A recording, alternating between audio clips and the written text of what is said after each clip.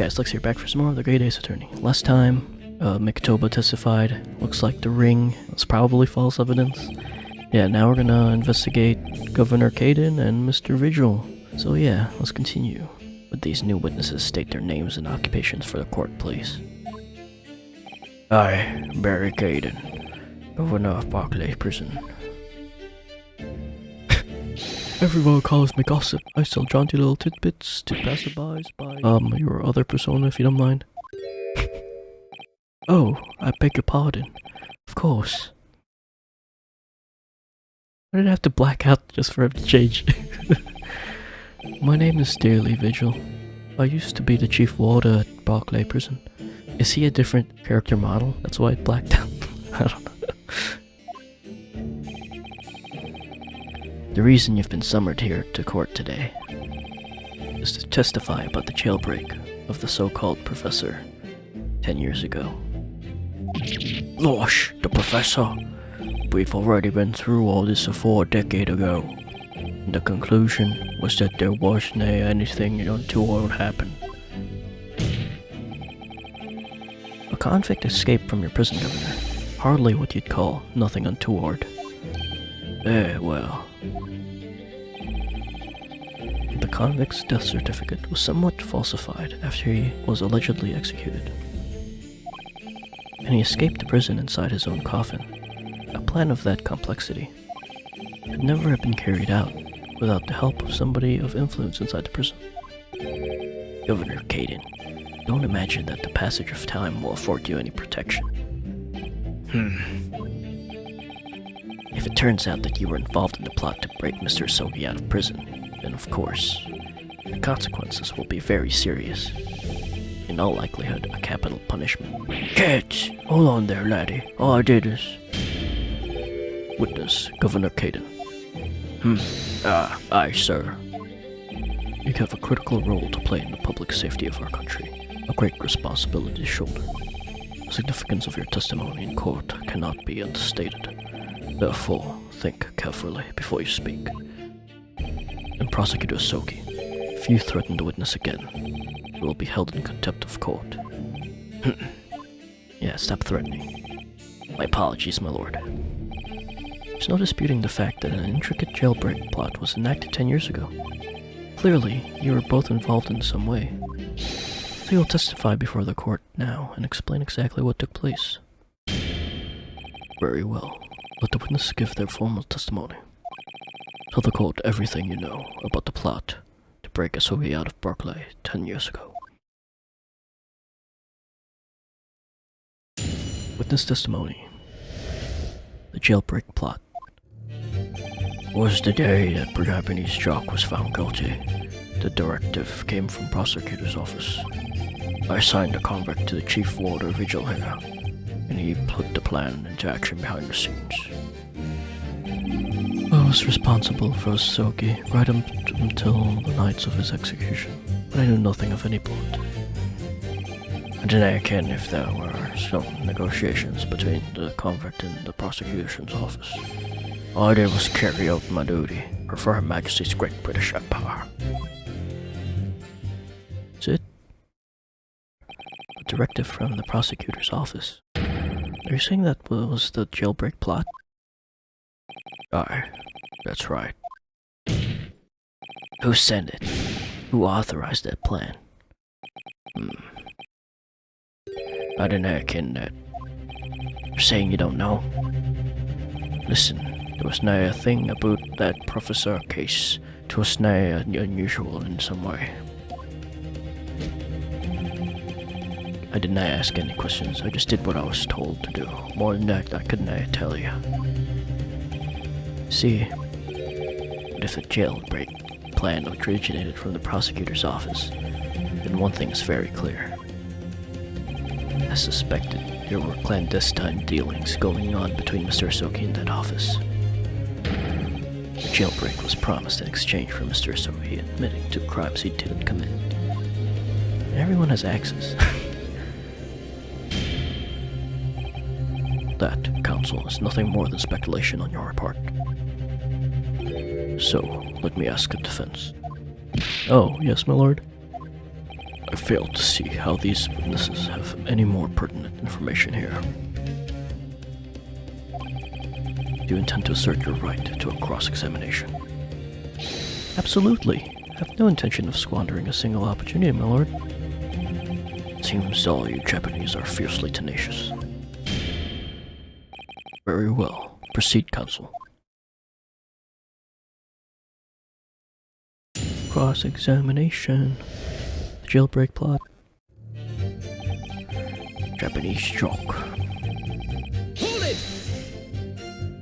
And you say you don't know who actually issued the directive? Aye, that's right. All I can be sure of is that it was official. But if it was from the prosecutor's office, that narrows down who could have issued it straight away. And it wasn't me. Can I say with certainty that it did originate from the prosecutor's office? What? There's no telling where it started. There's a fair chance it came from higher up the ladder. Basically, I cannot give you any indication of who was behind it. You can't be serious. All we can say for sure is that the order must have come from somebody in authority, I suppose. The likes of us on the ground, as it were, do not bother with idle speculation. Just get the job done. Convict to Chief Warder. Hold it! So, Mr. Vigil, you didn't know anything about it at all? That's right. My only role in this scheme was a scapegoat. That's right, isn't it, Governor? Some poor beggar had to take the rap for it. Alright then, who else did know about the plan?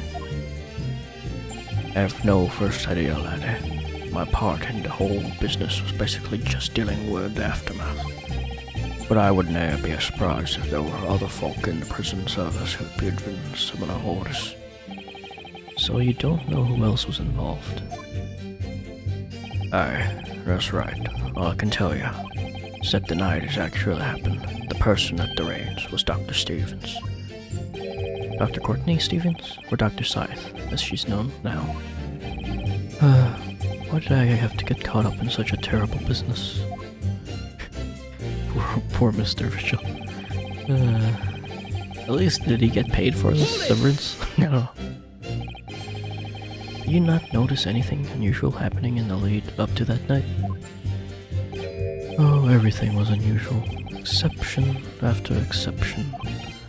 After all, it was the professor. The man had terrorized the country as never before with his crimes. In order to hide his identity, he was forced to wear an iron mask over his head. Hideous treatment. The fellow was surprisingly docile for someone who'd taken the lives of 5 of the country's nobles. Being the chief warder, I was the only person permitted to approach his cell. I can still hardly believe that I was duped by my own country. I believe you jumped from the window of the governor's office when the jailbreak was blamed on you, didn't you? Losh, Vigil, can I apologize enough? No, Governor, I don't believe you can. It won't change what happened. And what else can you tell us about the situation, Governor Caden?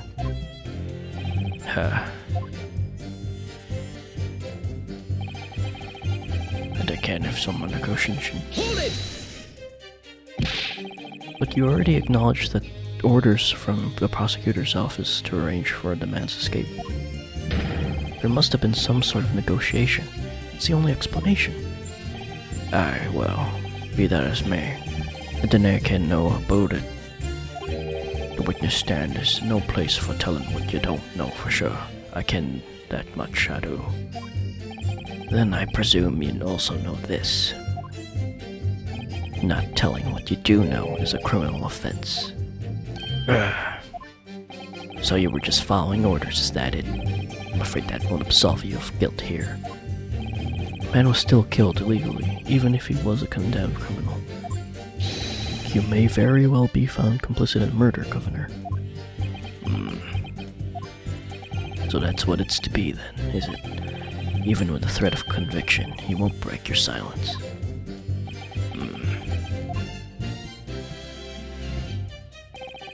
I just carry out my duty. Hold it! Did you carry out the plan in its entirety? I did everything I could at the time. As you know, Kenshin Asogi was shot dead in Locate Cemetery after the escape. Tell me, was that part of the plan too? My instructions were to do with getting the truck out of the jail and nothing more. Can I tell anything about what happened after that only? Personally, I believed his death was the last part of the plan. Oh, wrong Excuse button. me! Mr. Vigil, something wrong?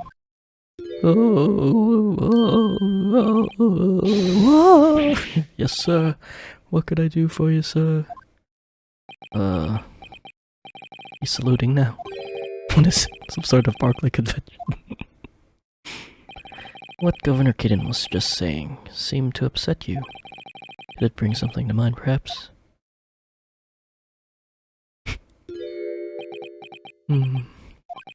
For the last 10 years, I've completely blotted out the memories of that time from my mind. I was betrayed by my superiors, in the name of my country.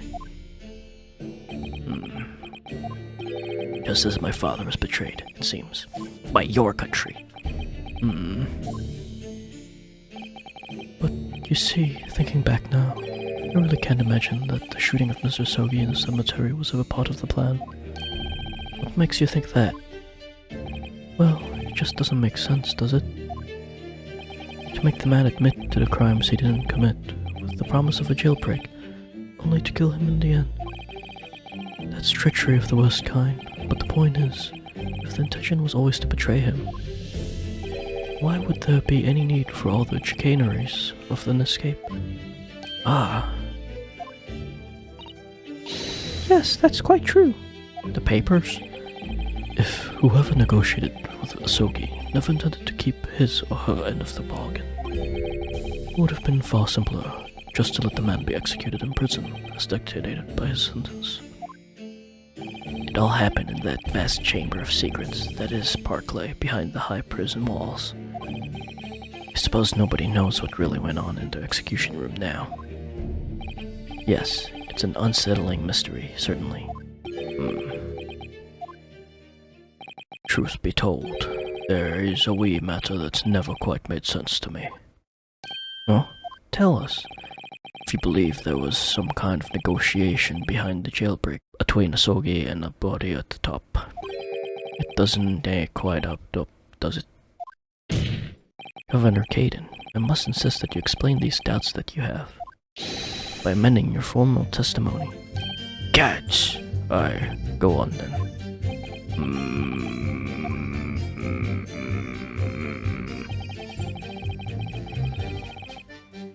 Huh. Hold it!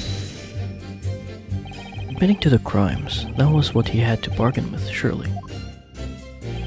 Can I say that myself? After all, did the prosecution now have conclusive evidence against the Carly, eh? Yes, you mean discovered during the final victim's autopsy? There's every possibility that conclusive evidence was fabricated by Scotland Yard and the prosecutor's office. Objection! Possibilities are all very well, but nothing has been proven. You can holler about misconduct in the trial 10 years ago as you like. But if you can't establish that it happened with hard evidence, no one's going to listen. Aye, that's right. So what I'm saying is, the convict had nothing he could use for any kind of bargaining at all. The witness makes an astute point. Logically, it would seem no negotiation could have taken place. Yet the plan to break the man out of prison was definitely put into practice. So he must have been armed with something that gave him an angle to negotiate. So Asogi-san agreed to confess to the crimes because he was assured he'd be broken out of prison later. I really don't think that Kazuma-sama's father would have engaged in such negotiations. Perhaps something compelled him to agree.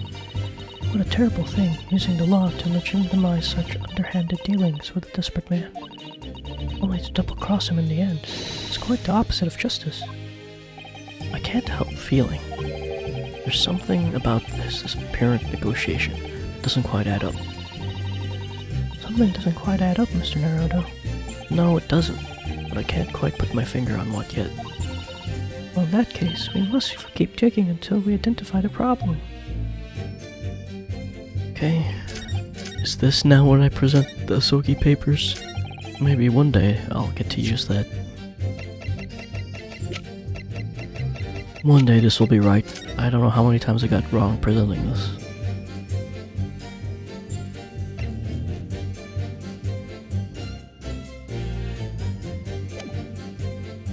Objection! Yeah, finally! Confessing under oath to murders he didn't commit on a verbal assurance of later being broken out of prison. Genshin Asogi was taking an incredibly risky gamble. Very true. There was nothing to stop the British breaking their word and executing him behind closed doors anyway. Under normal circumstances, no man would stake his life on a gentleman's agreement like that. Which means that Mr. Asogi must have had a trump card. Something that guaranteed he wouldn't be betrayed. Some kind of weapon. Havers, the fellow couldn't have possibly had anything like that. But you know that he did, Governor. The Asogi Papers, the name given to the last will and testament of Genshin Asogi. Ah! Turns out Mr. Asogi was hiding his will in a cell at Barclay. Chief Warder Vigil caught him with it one day. You squealed, didn't you, you wee rat? Did I not tell you to keep that a secret? You can't touch me now.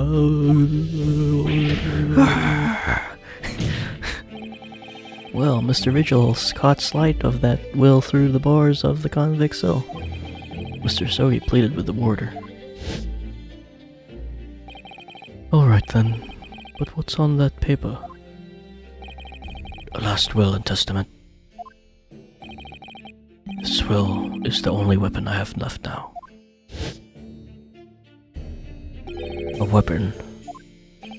And after the convict had been killed following the elaborate pretense of the jailbreak, the document mysteriously disappeared, didn't it?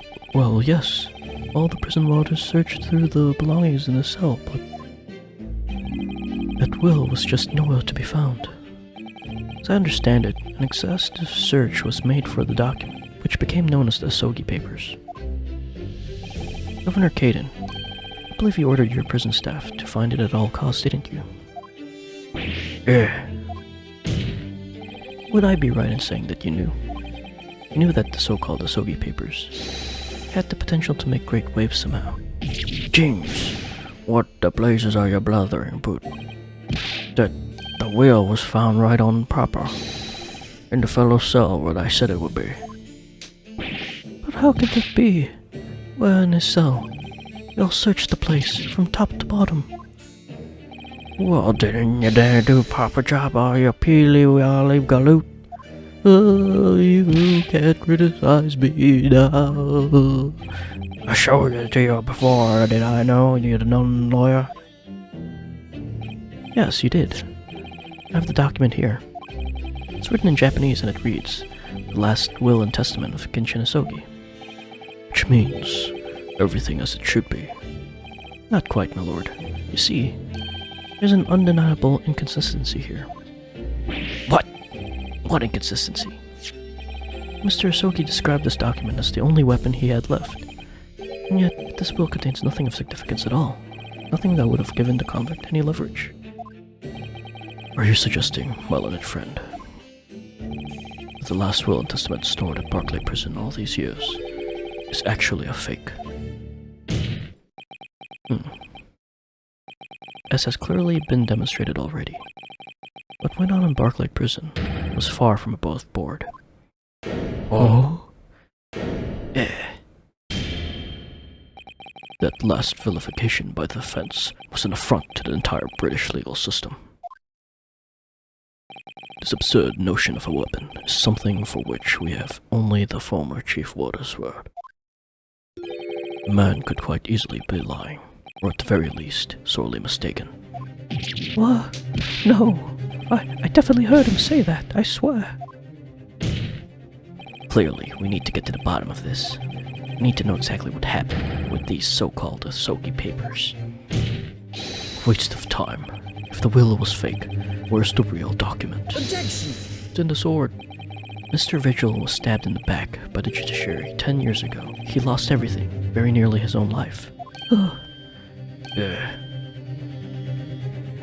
now you're going to do it again. You're ready to brand him a liar and turn your back on him without even letting him defend himself. Oh, it's clearly that person is hiding something. It's clear that the jailbreak was masterminded by somebody in the prosecution's office. It's clear that somewhere in enlisted negotiations took place. Is your lordship not going to gloss over those obvious reprehensible facts? What did you say?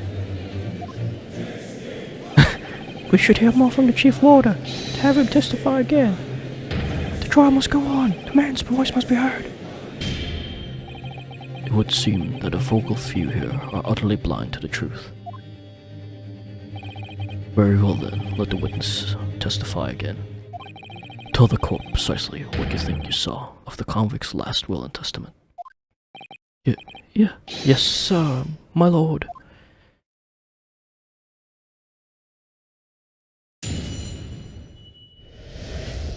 The Asogi papers. As the warder responsible for condemned convicts, I attended to Mr. Asogi and kept watch over his cell. The night after he was found guilty in court, I was doing something with the will in his cell. We turned the cell inside out looking for it after the execution, but no avail. He ate it. I only found out about the Asogi papers when a directive came telling me to impound them. The document was in the folds of the fellow's robe that was left in his cell. A kimono, I think it's called. In this kimono, that's a lie. We searched every inch of the man's cell. We looked through all his clothes. It can't be true. Were you not satisfied with me calling me a lawyer of the once, say? You wee waff finger. There's nothing you could do about it now. You don't have any hold over me anymore. Other than the hold you like to take on my cravat, of course. Is that what you're going to do, is it? Oh, did he just use the animation of him shaking? Are you going to give me a good shake again? Or are you too scared?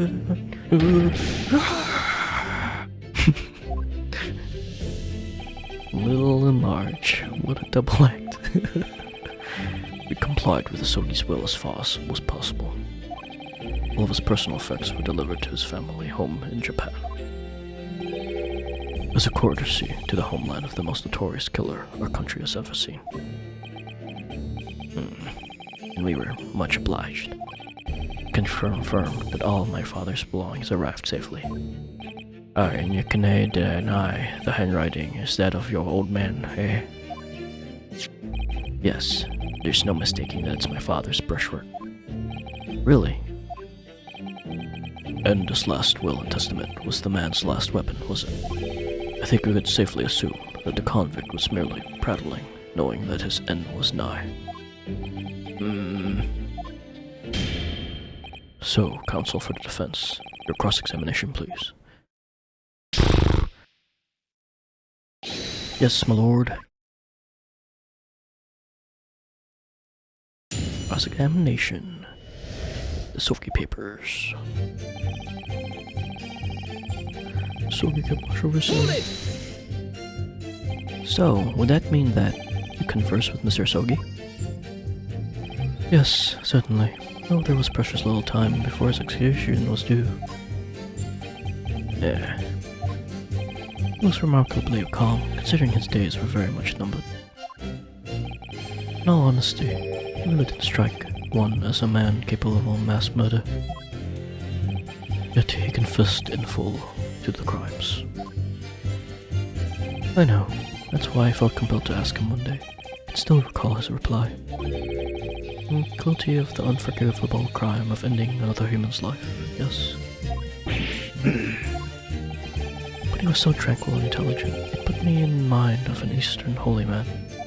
And what about the will you saw him with? What can you tell us about that? It had 3 pages. It was the beginning of all the drama. I remember it very well, yes. He was doing something with that will. Hold it! Was he folding it? And he pleaded with you not to report him, didn't he? Yes, that's right. And like the bampot you are, you did not tell me a blatant breach of trust that was. I could see that the man had a noble spirit. I found myself wanting to treat him accordingly. But according to what you told us 2 days ago, the convict had strictly been forbidden for having any writing materials whatsoever. Yes, you're quite right. Ah, so when exactly was the will penned? It was before the man was remanded in Barclay, obviously. Yes, at the prosecutor's office under supervision of relevant authorities. I personally instructed Asogi to make a will for the benefit of his family in his homeland. In that case, why was it found in his cell? What do you mean by that? Well, if it was penned at the prosecutor's office, he would have expected that it would remain there for safekeeping, surely? It's curious. There doesn't seem to be any obvious explanation for why it was subsequently found in the convict cell. Oh, well. The defense makes an astute point. Well, Governor. A prisoner governor cannot be expected to ken the inner workings of the prosecutor's office. In that case, Lord Strongheart, perhaps you can shed some light on the matter. I'm unable to offer an explanation here and now. Huh? I would have to consult with the notary responsible for the will at the time. Testify! The fact that my father's will was discovered in his cell is clearly inconsistent with what was expected. I want to know why. Another inexplicable mystery, then. Well, the thing is, about that will. Side out. Hold it! It was the governor who ordered the search for the will, as I understand it. Is that right? Yes, and when I reported back that we couldn't find it, he grabbed me by the cravat and yelled, Could I have been disappeared completely in my face? Aye, well, it doomed to the governor to keep everybody working as hard as they should. I think the governor needs a wee taste of his own medicine, Mr. Naruhodo. Point is, it was clearly considered a very important document, wasn't it? But it proved impossible to find. That's right. And before I knew it, it was in the morning paper, a blood-curdling article. The executed mass murderer who risen from the dead. Oh, you mean? The article based on Mr. Drebber's experience in Lowgate Cemetery? Yes, that was it. The day after I'd read the news, I was summoned to the governor's office, and that's when the awful accusation was made. That you'd aided Genshin Asogi to escape from the prison, resulting in your immediate dismissal? Afraid I really don't remember anything after that. As the governor of the prison, I had no choice. I could never have done anything else. Found out about the Asogi papers. Hold it! Pound. And that directive came from the same source as the one instructing you about the jailbreak. Aye, from the top levels of the prosecutor's office. What name was on it? I did not ken before, and I deny I can now. All I could tell you is that my orders were to do everything in my power to find that document. Directive said it had to be somewhere inside the fellow's cell. Document. Is that the wording? Document, not will? Aye. That's what it said. Am I clutching at straws here? Just wonder if it was really Genshin Asogi's last will and testament that the sender of that directive was after. Continue with your testimony then, witness. Okay, second to last has something special, I'm guessing. Was in folds a fellow's robe, kimono. Mr. Asogi's kimono? Aye, the one he brought with him when he was locked up. Yes, he was permitted to have his personal effects with him during his incarceration, I understand. That's right. He was granted as much freedom as possible during the few days before his execution. Indeed, he had a number of items of personal significance. I remember. He was very reluctant to part with them. Some books, that kimono, the sword. The sword? Karma, the famous sword of the Asogi clan, bears the soul of my family. I don't doubt it, but I wasn't really getting at that. Get it being the soul of a clan, could the man have had a more obvious weapon? Have some respect, Ryunoske. Respectful silence? The warders carry firearms at all times, and the inmates have shackles around their ankles. He could ne'er have hurt anybody with that thing. What, he could have thrown it? Still, he was allowed a sword, but no writing materials? Aye. He wrote the will before I came to say with us at Barclay, you see. Dr. Makatobo was asked to bring the necessary Japanese writing implements to the prosecutor's office. A Suzuri inkstone, black sumi ink, some Hanashi rice paper, no doubt. I was present when he wrote it, but I'm sorry to say, the letters just looked like a squirming mass of jack-black earthworms to me. They don't look like earthworms. Are you feeling faint, Mr. Vigil? Mr. Vigil! Sir, it was Scarlet, sir. Oh. What? Was he using his blood? Oh, I'm terribly sorry. I didn't mean to blurt it out like that.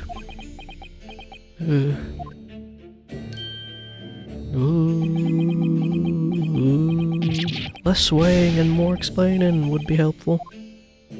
Is it something about the testimonies we just heard? Have you recalled something of importance?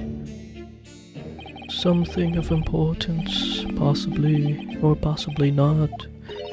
I'm unable to tell which way he's leaning, I'm afraid. All over the place. My lord, the defense asked Mr. Vigil to be permitted to supplement his testimony with possibly or possibly not important detail. Permission granted. Go ahead, Mr. Vigil. Yes, it was Scarlet. As I remember it, the document was written in a scarlet ink, but perhaps I'm mistaken. Hold it! Scarlet, you say? Well, yes, I mean, I only caught sight of it for a brief moment, of course. But even by the dim light in the cell, I remember thinking that it was an unusual color. At the very least, I'm quite sure it wasn't black. Witness, is that really what you saw? What? Sir? Something wrong, Lord Strongheart. I apologize. Continue. What do you make of that, Mr. Naruhodo? For Lord Strongheart to be visibly shaken in that way. Oh, did I, whatever. You could plainly see written here, and it's black as old Earl of L's waistcoat. Well, yes, you're right. Mr. Vigil, I'd like to confirm one point with you. Did you actually see the content of the document that Mr. Asogi was holding that night? Oh, well, no. I mean, there was no time. As soon as he noticed me, he hid it back in his back. But it was definitely a will, was it? Yes, it was. That's what Mr. Asogi told me. The court need waste no further time on this matter. We have the will in question in our possession. There's nothing more to add. A will written in scarlet ink. What did Mr. Vigil really see Kazuma's father holding, I wonder? If you have an inkling, Mr. Naruhodo, you must present it to the court at once. That testimony doesn't give much away. So this will really was penned by Kazuma-sama's father. I wonder what he could possibly have meant when he described it as a weapon. It's starting to sound very much like Mr. Asogi actually had nothing. But the plan to break him out of jail went ahead, which means he must have had some bargaining power. He must have been hiding something. It's the only explanation that makes sense. It's starting to sound like Mr. Asogi actually might have had something. Which is it, Mr. Naruhodo? I'm not sure, but I feel as though I'm on the brink of understanding all this. Listen to all the information again and see what more we can learn. We can't overlook even the smallest detail. Absolutely! Wait, do I give the Asogi papers twice in a row?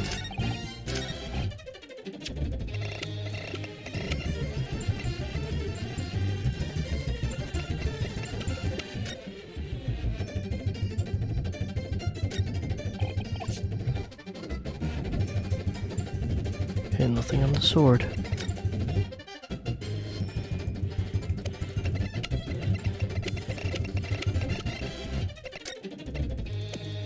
Now let's just present it. Objection! Nope. Damn it. Hey, I got all my points back. I had all my points back. Deny. Okay.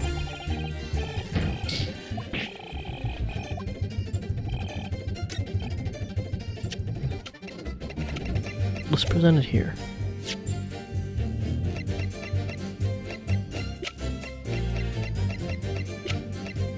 Objection! Nope, that's wrong too. Actually, let's press that fourth statement, or the second to last statement again. Hold it!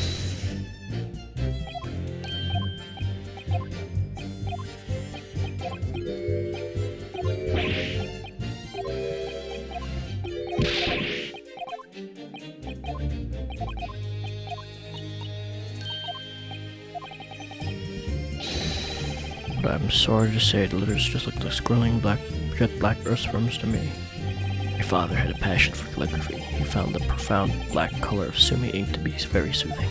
I'm sure the cursive Japanese script must look utterly incomprehensible to English eyes. Anyhow, that's the document that was found in the fellow's kimono.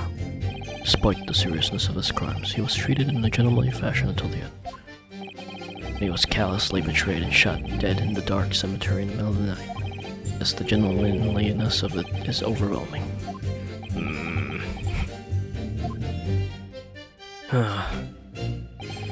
I'm stuck again, I think.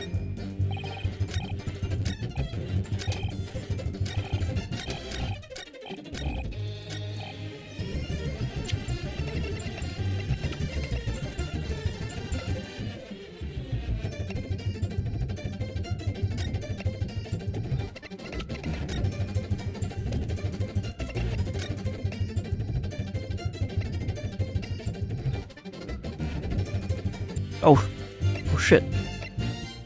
Scarlet red ink stains. Wait, recent scarlet ink stains.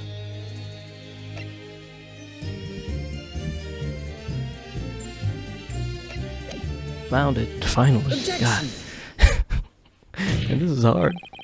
Scarlet colored writings is what you said you thought you saw, Mr. Vigil. And I believe that's exactly what you did see. Oh, what? Havers again?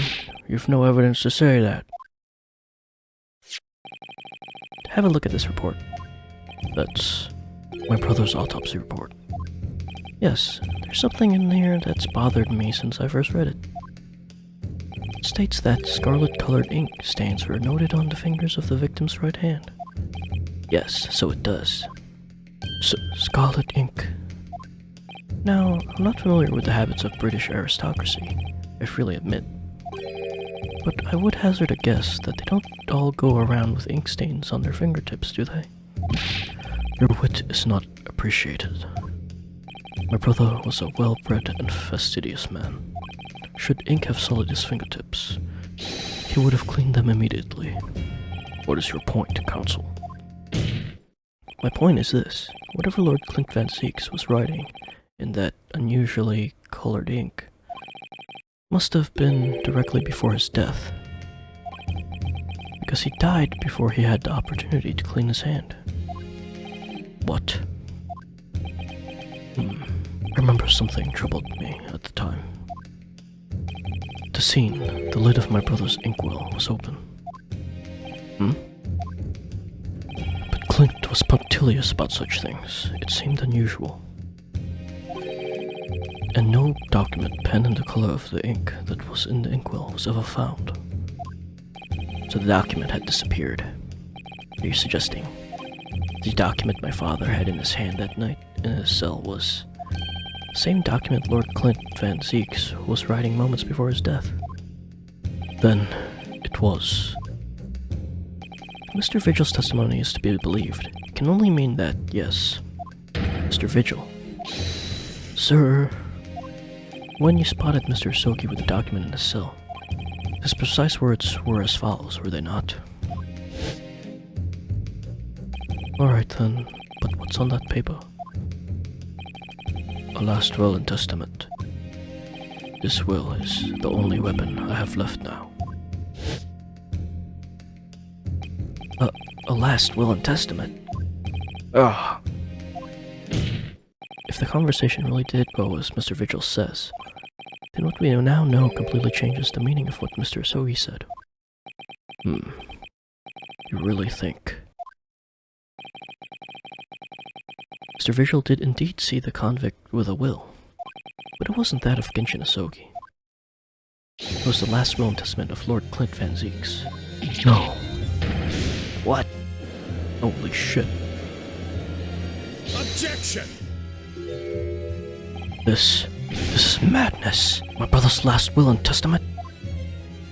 That would mean that he had chosen to die. That is what it would mean, yes. No. Impossible. That is utterly out of the question. Lord Van Zeeks. If Clint was pursuing the professor, consuming him day and night, whatever happened, he would never have abandoned his investigation before its conclusion. Never. He wouldn't rest until the job was done, until the killer was caught. The idea he would willingly accept his own death. It's obscene. Objection! And yet, we can be sure that he was writing his will moments before his death. And that Genshin Asogi came to be in possession of that document. So what could the will possibly have contained? Clearly, something that couldn't be made public under any circumstances whatsoever. Because armed with that document, my father was able to negotiate with the judiciary for his life.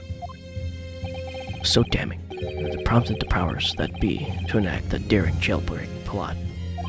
Yes, there can be no question that will contain information of utmost secrecy. Information of the utmost secrecy. Ah! No, it couldn't be.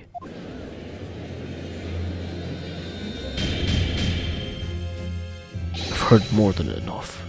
Pursuing this notion of a phantom will nobody can attest to having seen serves absolutely no purpose. Objection! No, my lord, that's unacceptable. What did you say, counsel?